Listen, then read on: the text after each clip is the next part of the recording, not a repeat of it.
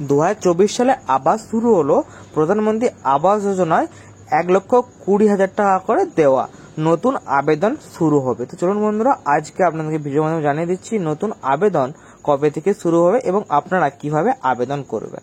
PM Awas Yojana 2024 একেবারে বাড়ি তৈরি করে দিচ্ছেন প্রধানমন্ত্রী নরেন্দ্র মোদী। আপনিও কি এই সুবিধা পেতে চান? জানেন কিভাবে পাবেন, কিভাবে করবেন আবেদন, কি কি লাগবে, প্রয়োজনীয় নথি, আজকে প্রতিবেদনে সমস্তটা জেনে নেওয়া যাক। এই বিশেষ প্রকল্পের নাম কি দেওয়া হয়েছে? এই বিশেষ প্রকল্পের নাম দেওয়া হয়েছে প্রধানমন্ত্রী আবাস যোজনা। প্রধানমন্ত্রী আবাস যোজনা কি মূলত সারা ভারতবর্ষ জুড়ে যে সমস্ত নাগরিকদের পাকা বাড়ি বা সুরক্ষিত বাড়ি নেই তাদের সুরক্ষিত বাসস্থান প্রদান করা প্রধানমন্ত্রী আবাস যোজনার মূল উদ্দেশ্য। এই যোজনার অধীনে আবেদনকারীকে পাকা বাড়ি নির্মাণের জন্য মোট 1,20,000 টাকা পর্যন্ত অনুদান দেওয়া হবে কেন্দ্র সরকারের পক্ষ থেকে। কারা প্রধানমন্ত্রী আবাস যোজনার সুবিধা পাবেন? কেন্দ্রীয় সরকারের তরফ থেকে প্রকাশিত একটি বিজ্ঞপ্তি অনুযায়ী জানিয়ে দিয়েছেন, যে সমস্ত নাগরিকদের নিজস্ব পাকা বাড়ি নেই তারাই কেবলমাত্র এই সুবিধার আওতায় আসবেন। যে সমস্ত পরিবার 16 থেকে 59 বছর বয়সী কোনো পুরুষ সদস্য কিংবা প্রাপ্তবয়স্ক কোনো সদস্য নেই তারাও নিজের নাম নথিভুক্ত করাতে পারবেন প্রধানমন্ত্রী আবাস যোজনার অধীনে। এছাড়াও পরিবারের প্রতিবন্ধী সদস্য থাকলেও আবেদন করতে পারবেন এই যোজনায়।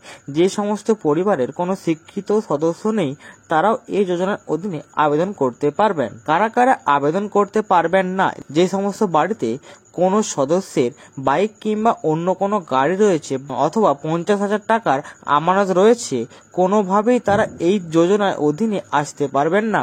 এছাড়াও যে সমস্ত নাগরিকদের জন্য রয়েছে কিষাণ ক্রেডিট কার্ড তারাও প্রধানমন্ত্রী আবাস যোজনার অধীনে পাকা বাড়ি তৈরি করার জন্য 1,20,000 টাকা অনুদান পাবেন না।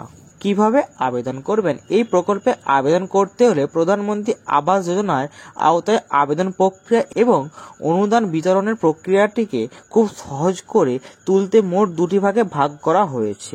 1. প্রধানমন্ত্রী আবাস যোজনা গ্রামীণ, 2. প্রধানমন্ত্রী আবাস যোজনা শহর।